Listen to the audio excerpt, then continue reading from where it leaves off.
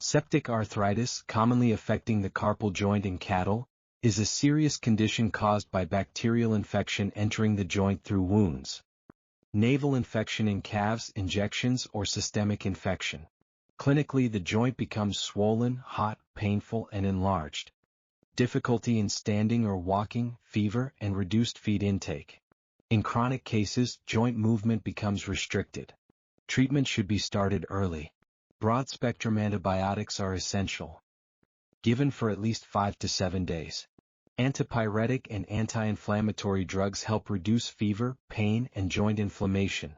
Joint rest is very important, and the animal should be kept on soft, dry flooring. In severe cases, joint flushing or drainage may be required. Supportive therapy, including vitamins and mineral supplementation, improves recovery. Early diagnosis and proper management can save the joint and restore normal movement.